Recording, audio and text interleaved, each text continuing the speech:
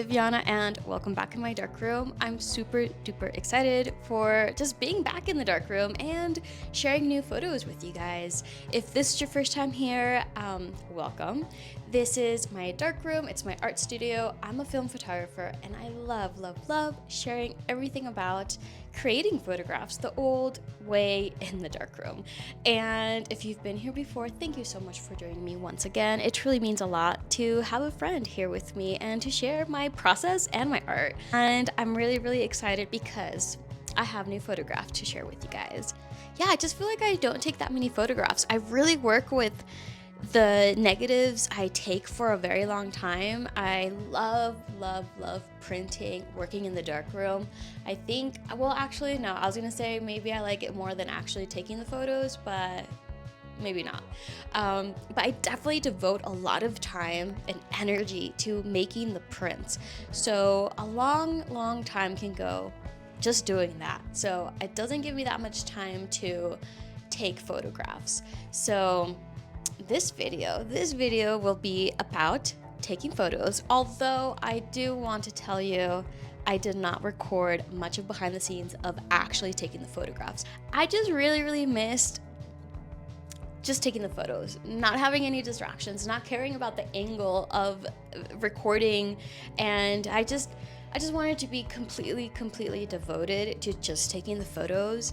I really wanted to like savor it, you know? So I think I may have just taken one short clip video of behind the scenes of taking the photos.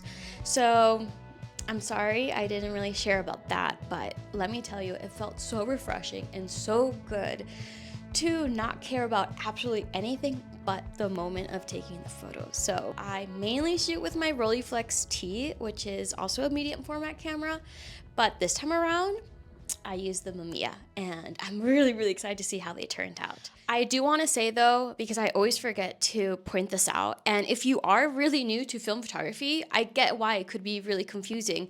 I normally skip this next part because I can't record it, but I will make a point out of it. So when you develop your roll of film, the moment you take the film out of its little canister into, in my case, the stainless steel tank. I love this. By the way. I've never used the other one. I believe it's called like the Patterson tanks. They're made out of plastic. I've never used them. I love these, but that's just because I learned how to develop film using these.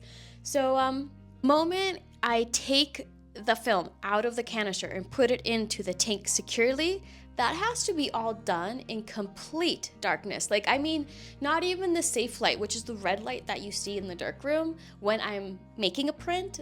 I can't even have that. So I don't record that part. I do that in complete darkness. I do have the luxury in my darkroom that it's completely sealed. I'm going to try to multitask. I will be talking to you as I develop my roll of film. Most likely this will not work out because you need to be completely on top of your timing and measurements and temperatures when developing film. So I don't think I'll be able to multitask talking to you guys while I do this, because if I mess this up, I mess the whole rolls of film. So we'll try it together. And so I'll stop talking and we'll continue, and I'll see you guys in just a bit. All right. So since I had two rolls of film and they're the exact same type of film, same ISO and brand, I can develop them together. So I have this tank which fits two medium format rolls. If it were just one roll, it would have to be in this little one. So instead of using the smaller one, I'm using this one. And as I was about to develop this, I forgot I didn't write down the times that I needed. I'm going to do a pre-soak. Now, not many people do a pre-soak. I do. We just kind of were taught this back in school, and I still do it. So I know that for Ilford film, you don't need to do it with their film. I am using KODAK. I'm gonna do it with them. Something really cool that I just did, like an upgrade in my darkroom, is I got a water filter. So now my water is gonna be in a really good condition.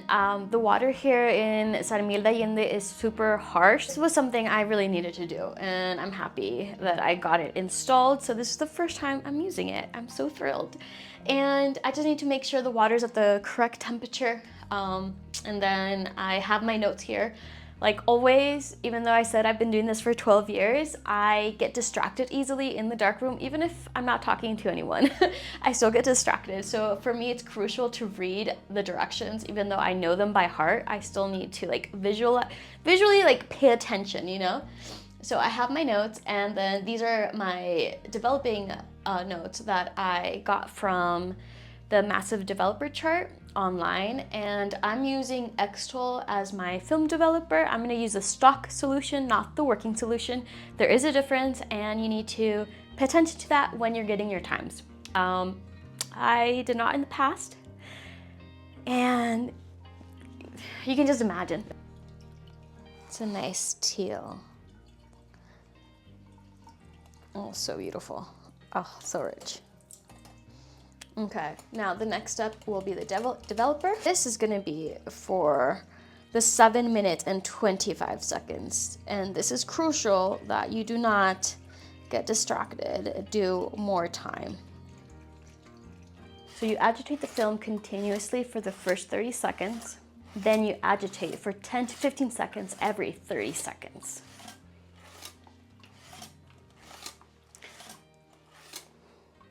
I think I'm going too fast. I'm gonna slow down.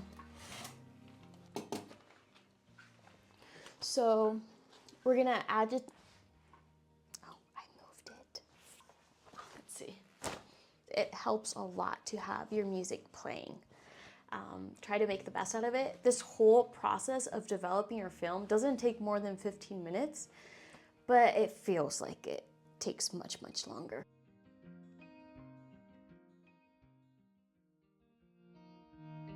And I'm just reusing the developer, so I'm putting it back into the container. You have to make sure though, because you can't do this with every type of developer. So I'm under the impression that I can reuse it.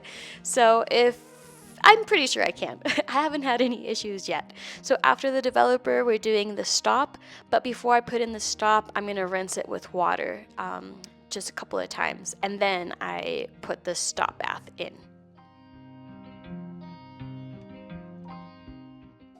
So the next thing is the stop bath. And for this stop bath, I will agitate continuously for a minute. And after this stop bath, I'm gonna put in the fixer. And I'm also reusing this stop bath. So once I'm done with that, I'm gonna do the fixer, and I'm pretty much doing 7 minutes and 25 seconds as well. I'm agitating the first 30 seconds, and then it's pretty much repeating similar steps as with the developer. I will also be using this photo flow from KODAK, and this helps with preventing watermarks on the negatives. So I love this.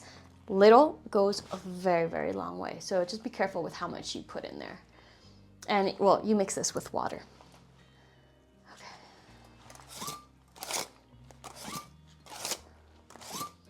And I'm gonna grab my film washer. This was given to me years ago. I cannot remember where I got it from, but I love it. And it's one of my holy grails.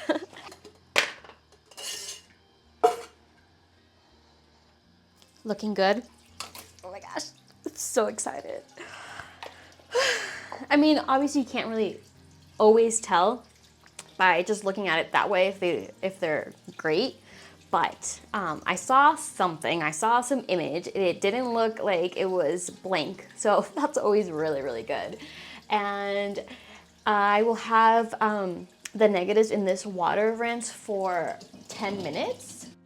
And I put my film into this photo flow for about a minute or two. I'm not 100% sure if this is the correct amount of time, but it does the trick. I don't have any watermarks on my negatives, so you know, that's the whole point. And the other point is that you actually have images on your negatives, which I do, and this is the best feeling ever. Honestly, it does not get old at all, and this is pretty much why I still shoot film. Now I'm gonna put my film into the drying cabinet. I'm just gonna leave it overnight. I am going back home and just enjoy the rest of the day with Draco and the warmth of the house. So I will see you now, which is the next day. Honestly, it doesn't take this long to dry your negatives, but I did not want to make the contact sheet the same day. So that is what we are doing now. We will be making the contact sheet on RC glossy paper. You guys, so one of the amazing little updates I've done in the darkroom so far, besides like putting up that curtain, I did it more for aesthetic reasons. I didn't really have an issue with any light leaking into my darkroom. It was pretty secured, but I put it there because, well, I had an extra curtain in my house, and I decided it would be great to cover up the mess on this door. I couldn't take this tape off for the life of me. It's really on there. My Beseler is working once again. So if you've been following me for a while, you know that I would always use the Beseler. It's a color head. I only shoot black and white, but I still love using it that way because I use the filters that are in the color head for adjusting contrast in my black and white photos. But sadly, a couple months ago, or maybe even long, I don't know, it stopped working. I had big issues with it. It wasn't just changing the light bulb. It wasn't that easy. So thanks to, like, this is a big shout out to Ethan. He was amazing and super kind. He saw me struggling big time with it. So he contacted me and we FaceTime and he helped me fix this. So like for 3 hours the first time around, we spoke through video chat, and my husband and I would not have been able to get this working again if it weren't for Ethan. So thank you so much.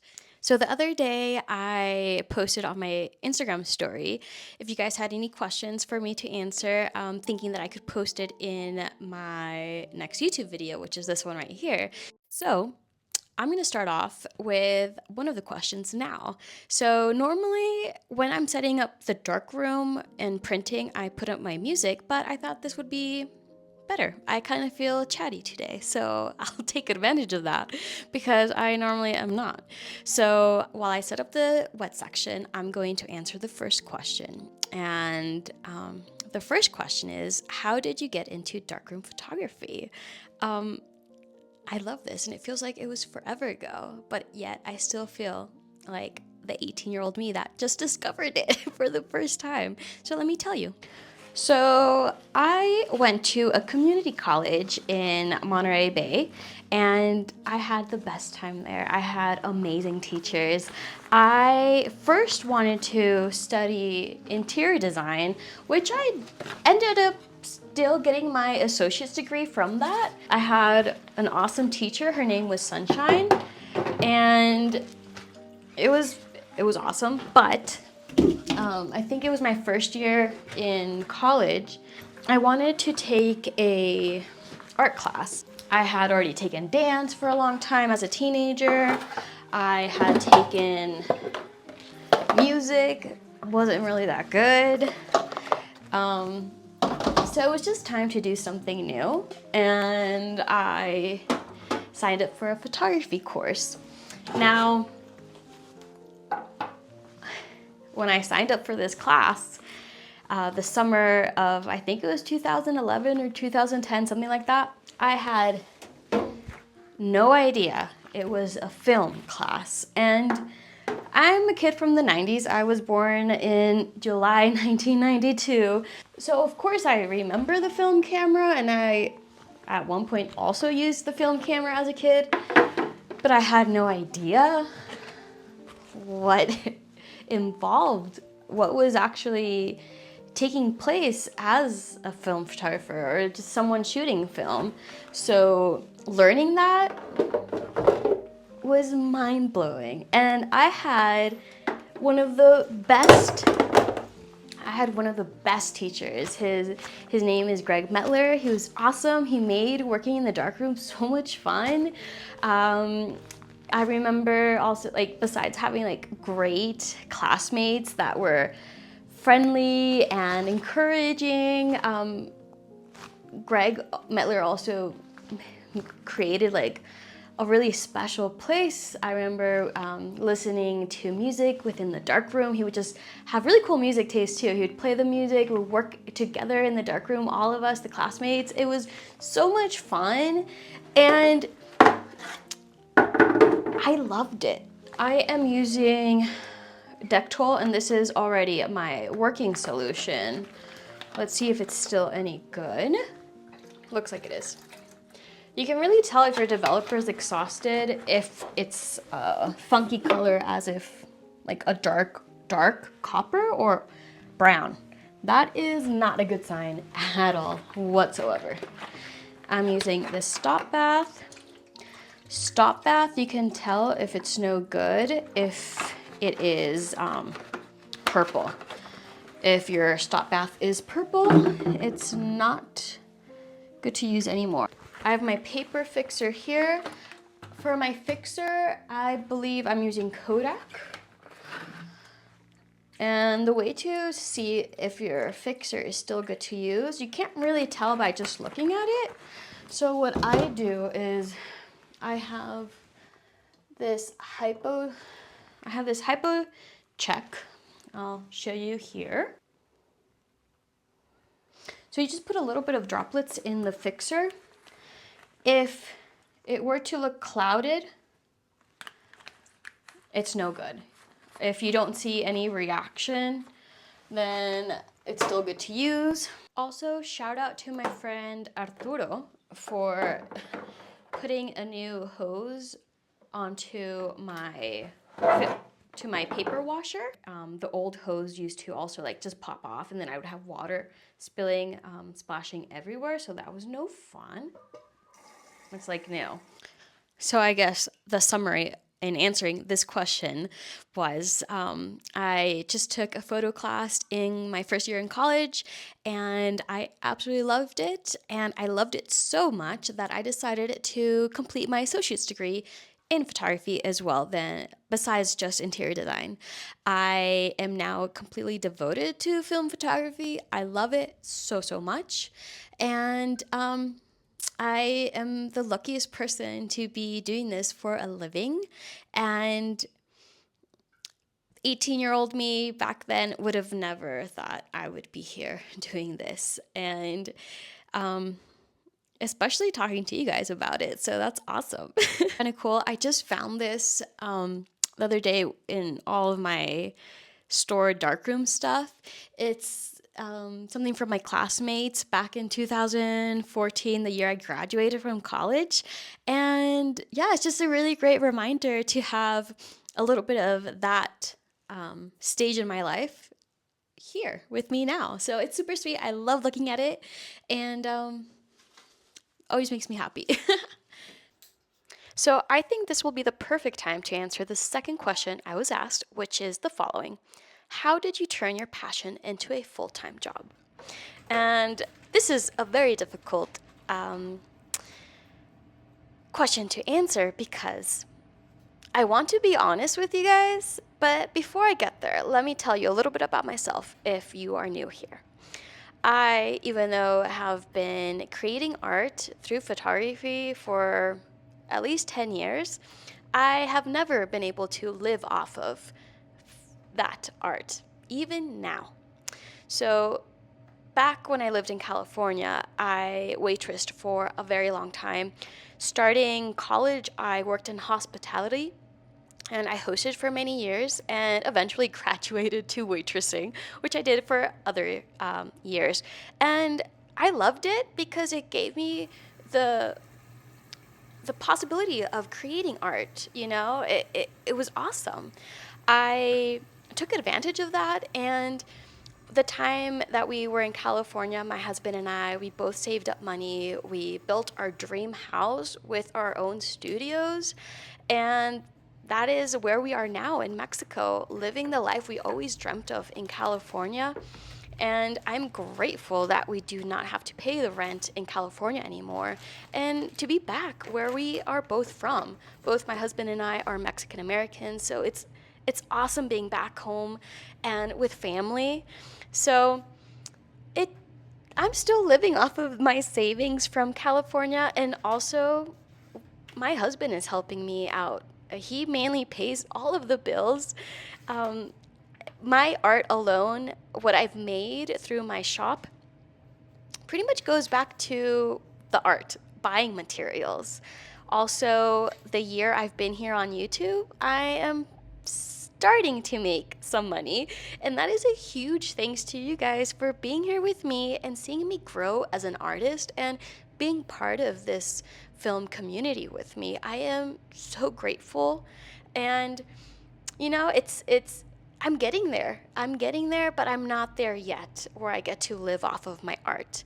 It's it's my dream, and I'm grateful that I'm here doing it, making it happen. I know the first year it was so new to me, and I felt incredibly selfish, um, because I felt like I wasn't being productive enough, you know? And that, I think that's a whole other topic. It's very complex. But after some time of, hating where I was, feeling like I wasn't doing enough, I am now ignoring that and just being grateful and being devoted to it and making it happen, making my dreams actually come true. So I'm getting there, but I just wanted to be honest. I'm not living off of this art yet, but I know one day I will. And it's now the following day. We are making a silver gelatin print on fiber-based paper. This is my go-to paper. I love it for so many reasons. And this is the reason why I am mainly a film photographer, to work in the darkroom and to feel the wet silver gelatin print on fiber-based paper is just so magical. I love it so. If you've never worked with fiber-based paper, I hope this encourages you to. I know the price might scare you. It scares me a lot. Fiber-based paper is very expensive, but I have to tell you, it is so worth it. And this will be a great time to talk about my ventilation. I had someone ask me about it, and I'm going to read you the comment. It says, "Hello, would love to know how you manage darkroom ventilation." So I did have an exhaust fan installed. It's here onto the left side of the sink. It's directly above the developer. I also have a small fan on the opposite side of the darkroom, which kind of helps the fumes of the chemistry go up the fan. So it's really simple. I should get a bigger one. I think this one's kind of on the weak side, but it's good for now.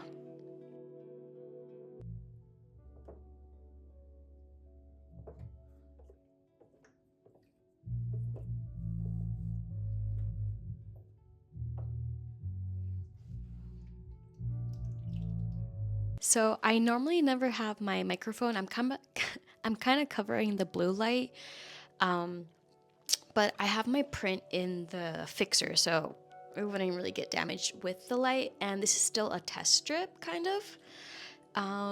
It's been 2 hours, and I have not made a single print. So yeah, no, just it's one of those days in the dark room. Just doesn't work. I keep changing my type of paper. I keep changing the size of paper.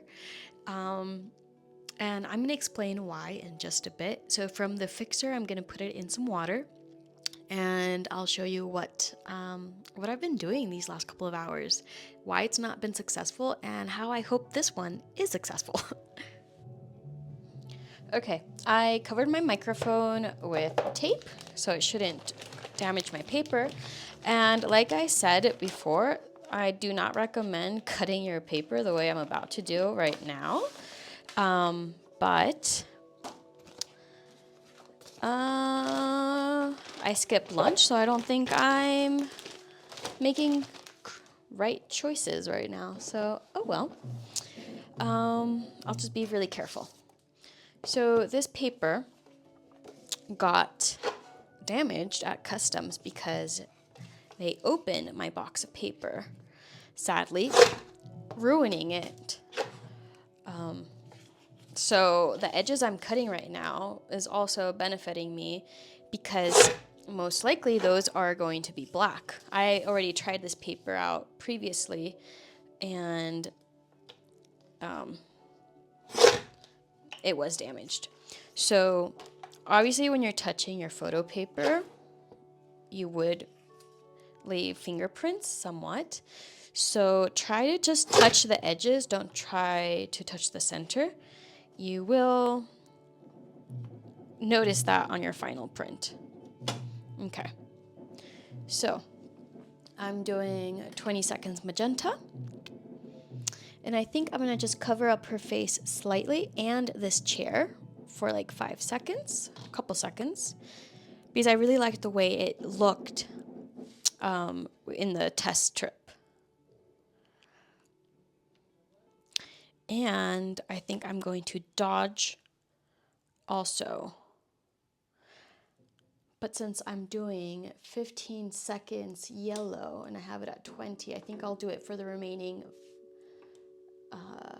time. Let's see, I'm changing the yellow right now from 0 to 200, which is the max. And I'm gonna do this for 5 seconds.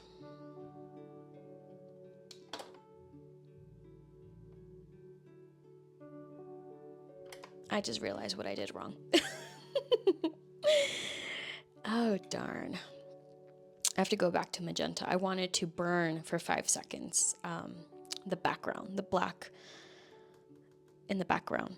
So that was my bad. I'll do it for the yellow. So just for 5 seconds, I'll do it back to the magenta that I didn't do. Oh, it skipped.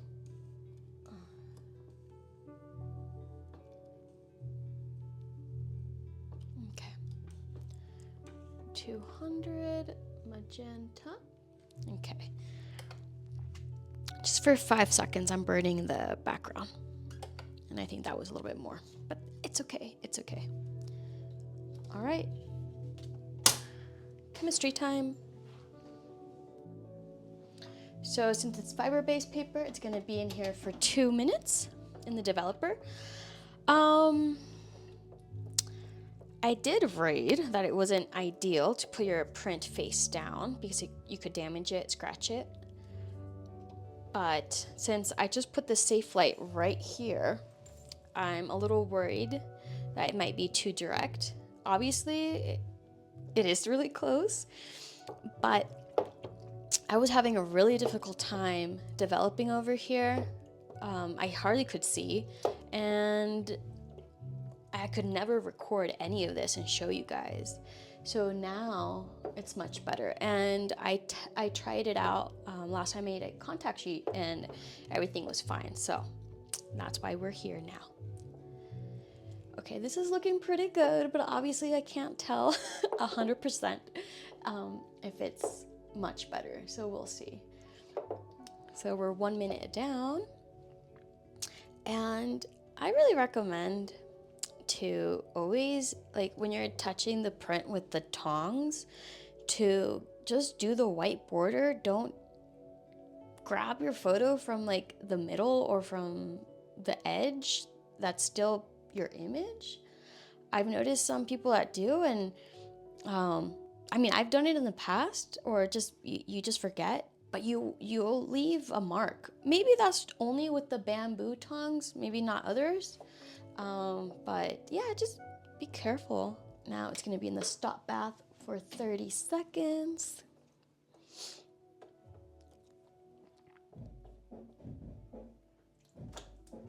I think definitely the background's much better. I'm a little worried about her face. It might be too dark, but like I said, you can't really tell. It's too soon. So 30 seconds in here. And I'll be in the fixer.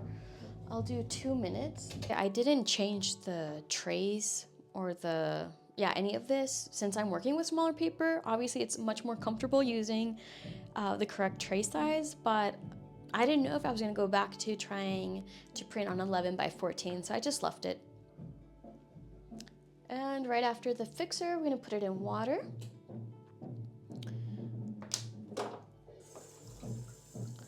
So here, that is why I don't mind putting my hand in the water. Okay.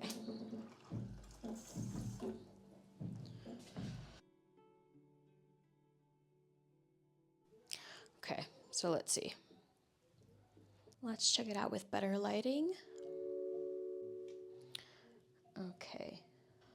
I can definitely make the background much darker. Her arm is nicer, but still too bright.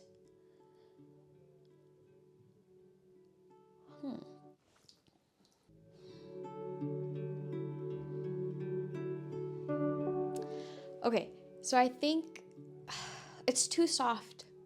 It is, but part of me, I don't know why I'm insisting in correcting the contrast, because I might not be in love with this photo. Another thing that kind of annoys me, and I just can't tell if it annoys me more than her eyes not being sharp, is her hair. So Alaida, she has really dark hair, like almost black, but she dyed her hair blonde. And if you saw my other portraits that I took of her, the other portraits I took of her, I need lunch. If you saw my other video of her from last year where I took portraits of her at her home, she was completely blonde with really dark roots. Now she's growing it out. That little bit of blonde hair bugs me because I feel like it's confusing. Like, I know it's blonde hair. Maybe you could tell that it's blonde hair, but part of me thinks, like, what if it looks like I have a light hitting and it's too bright, you know? Like, maybe, I don't know, I just don't want it to be confusing, or maybe I'm overthinking it. I'm not sure. So what I'm gonna do is I'm gonna do more time and burn a little bit more. I only did 5 seconds more, so maybe that's not enough. I'll do more than that. And you know, but just something keeps telling me to keep going. I don't know why. It is. Another thing that was kind of annoying me was her arm. It's kind of cut off. Normally, that would be enough for me to like not even print it. But like I said, I want to keep going. I don't know what to say.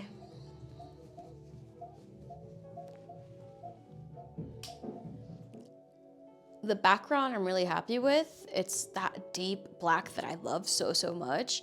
I love the shadows in her body, her, little crevices. And although this is darker than I originally wanted, the chair, I still think it's present enough. Her eyes, they're not focused completely. They're not really sharp. Her lips are, and the watch, but I think that's okay. I'm still calling it a day though. And we are getting close to the end of this video. So sadly, even though I really want to answer the rest of the questions, I don't have enough time because they're really great questions and they actually have a long reply. So I will answer the rest of the questions in a next video. Maybe that video would be dedicated just to the Q&A. So sorry about that. But hey, now I know what my next video will be. So let me know if you have further questions because I will add them to that video.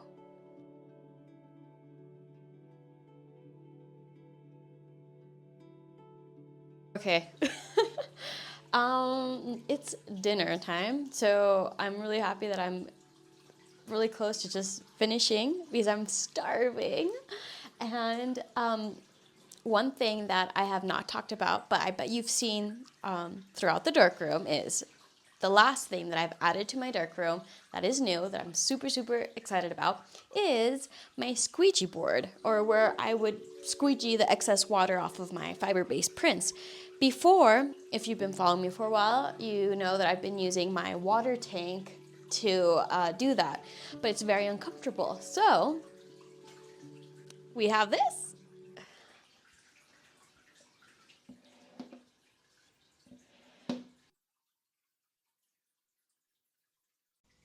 So I'm sorry about the bad lighting, but these are all the test strips I've done today, and let me get closer up and explain.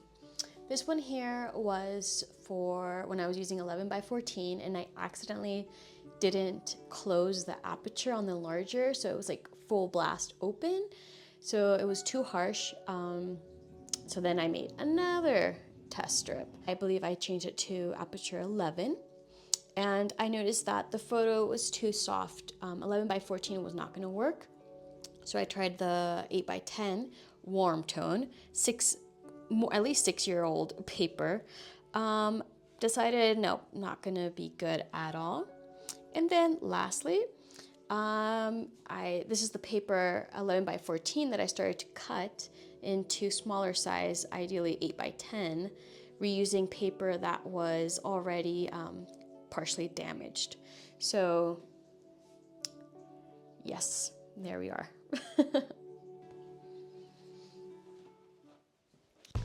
So it's the next day, and I hope I'm looking more refreshed than last time you saw me. First of all, I was really tired and I skipped lunch. When I'm hungry, it's the worst version of myself that exists. So I am happy to say that I just had lunch. I'm really happy. I ran some errands downtown, and it's getting really hot once again. We'll see. At least my darkroom is still pretty fresh. It's feeling like a nice temperature. And I'm excited to check out these prints. I hope at least one looks good. So let's check them out together. Also, we drive a really old car. We drive a Nissan Pathfinder from 1997. So it has no air conditioning, and it gets hot. I just saw a little peek of my photos. Okay, let's check them out together. I mean, it's so weird because some parts of her are sharp, like her hair.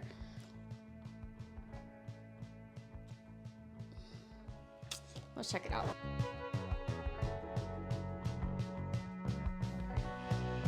So I'm so stoked that I was able to get one great looking silver gelatin print. It's really cool what you can create with such little materials. As an artist, I struggle to even like buy the necessities for my art. So I've come to just make it happen with what I have, which is obviously natural lighting. I love it so much, and I appreciate it a lot. Now that I live in Mexico, it's a little more difficult because at least I live in central Mexico where it's really sunny. And I used to live in the Monterey Bay in California, where it normally was always overcast. So we always had just gray lighting, and it was perfect for taking black and white photographs. I loved it so much. Now, so when I took these portraits, we had like a couple of weeks of really different weather for here. It was overcast, so I took advantage of it. And that's what I did. I used natural lighting and just I used a black piece of fabric, and it was all taken in my backyard.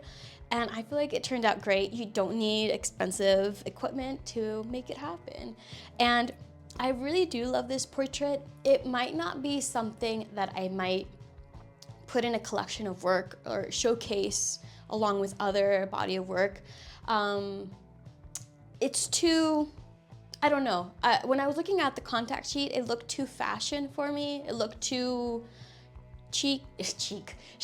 I don't know. But I think it's a beautiful portrait of a friend, and I'm happy I made it. And there are certain things from this photo, and I think I'm gonna scan the photo and show it right here so you can see it better. There's certain things from the photograph that I will just shortly mention. I am bummed out that her eyes are not in focus. It's mainly her bottom half of her face is. So with this print where I was able to burn enough the background, I kind of burned too much on her head and her top of her face. So her eyes are darker, but I think that's fine because I feel like it's more subtle. her eyes aren't so like noticeably out of focus, I guess. Also, I don't know if I like that her head kind of gets lost or it like blends into the background. Not sure if I like that or not, but overall, I'm really happy with it. I'm really happy that I was able to use my Beseler again and that I just got to work in the darkroom and share this with you guys. It's a great joy to share this process with you. I know it's not very detailed or like, because it's not really a tutorial. I do this more just to share the art process and maybe motivate you to either shoot film again or to shoot film for the first time. So maybe one day in the future when I feel more confident in myself, I'll actually make a tutorial. But I think on YouTube there's a lot of other tutorial videos on Darkroom. So, but if, you know, maybe in the future, I'm not sure. But for now, thank you for sharing this process with me, and I will see you again. So have a great rest of your weekend, and if you liked the video, please do press like. And if you really, really liked the video, please subscribe. That would be awesome. So I'll see you next time. Take care. Bye.